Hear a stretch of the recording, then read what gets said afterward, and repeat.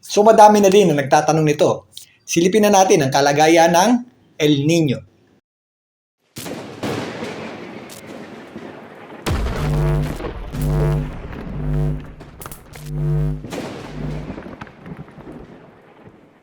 Welcome po muli sa Philippine Weather Trivia. Again, para po sa mga bago sa channel na to, ako nga pala si Alvin Pura, isang meteorologist at ang inyong weather tito.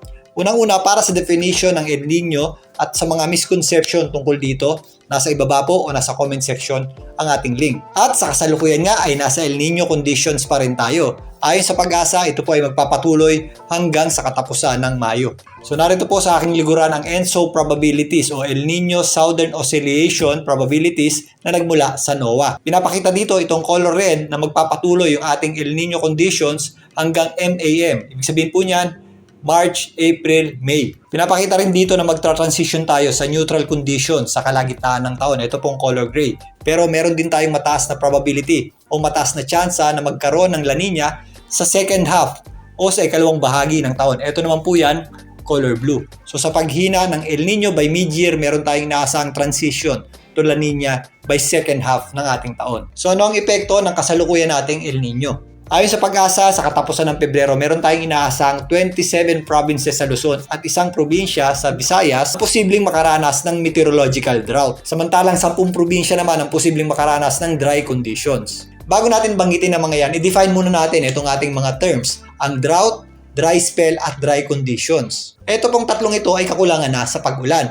Magkakaiba lamang po sila ng level. Ang ibig sabihin po ng meteorological drought ay sa loob ng 3 buwan, higit sa 60% na ang ibinaba ng ating pag-ulan mula sa kanyang average. Ang ibig sabihin naman ng dry spell ay within 3 months, 21 hanggang 60% ang naibawas sa ating average na pag-ulan. Sa dry conditions naman, sa loob ng 2 buwan, 21 hanggang 60% na ang ibinaba mula sa ating average na pag-ulan. So again, lahat ng ito ay kakulangan na sa ating mga pag-ulan. Although may mga pag-ulan tayo dulot ng amihan, below average na po yung ating rainfall sa maraming lugar dito po sa Luzon.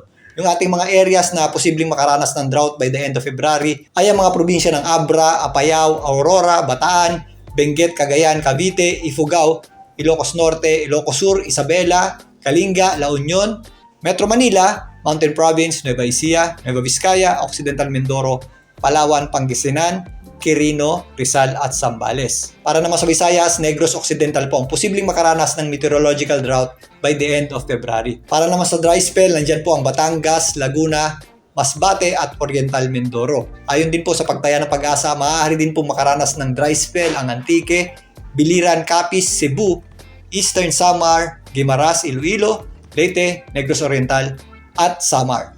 Meron din tayong posibleng dry spell dyan po sa may area ng Mindanao, dyan po sa Lanao del Norte, Sulu, at Tawi-Tawi. Meron ding inaasahang dry condition dyan po sa may Bulacan, para naman sa Visayas, sa Bohol, Siquijor, Southern Leyte, at sa Mindanao area naman ang Camiguin, Misamis Occidental, Misamis Oriental, Zamboanga del Norte, Zamboanga del Sur, at Zamboanga, Sibugay. Ito po yung forecast ng Pag-asa by the end of February. So ito naman po yung actual o current condition o yung mga probinsyang kasalukuyang nakakaranas ng dry condition, dry spell at drought. So kasalukuyan na pong nakakaranas ng dry conditions ang area ng Batangas, Laguna, Masbate at Oriental Mindoro. Dry conditions na rin po tayo sa Antique, Biliran, Capiz, Cebu, Eastern Samar, Guimaras, Iloilo, Leyte, Negros Oriental at Samar. Para naman sa Mindanao, dry conditions po sa Lanao del Norte, Sulu at Tawi-Tawi. Para naman sa ating dry spell, kulang po yung ating mga pag-ulan sa Abra, Aurora, Bataan, Isabela, Metro Manila, Occidental Mindoro, Quirino, Rizal at Zambales. Isa naman ang probinsya natin sa Visayas na may dry spell, yan po ang Negros Occidental. Kasalukuyan ding nakakaranas ng meteorological drought ang Apayao, Benguet, Cagayan, Cavite, Ifugao, Ilocos Norte, Ilocos Sur, Kalinga, La Union, Mountain Province, Nueva Ecija, Nueva Vizcaya, Palawan at Pangasinan. Wala naman po tayong mga probinsya sa Visayas at Mindanao na kasalukuyang nakakaranas ng meteorological drought. So kung mapapansin nyo, mostly sa ngayon nasa Luzon pa yung konsentrasyon ng ating mga areas na may dry spell, dry conditions at drought. Pero madadagdagan pa yan sa mga susunod na buwan at mas mararamdaman pa ang epekto ng El Nino habang papasok ang panahon ng tag-init. So again, kapag sinabi pong El Nino, hindi po yan instant na kapag nandyan yung El Nino is wala na po tayong pag-ulan. Yan po ay atmospheric conditions na nagbibigay ng suppressed o kakulangan na pag-ulan sa ating bansa. Although may mga areas sa ating bansa na nakakaranas pa ng mga pag-ulan, ramdam na po ang epekto ng El Nino sa ilang bahagi ng ating bansa at mas mararamdaman pa yan o mas madadagdagan pa ang epekto nito kasabay ng pagpasok ng panahon ng tag-init. Kaya paghandaan po natin yan. Muli, ito po ang inyong Weather Tito para sa Philippine Weather Trivia.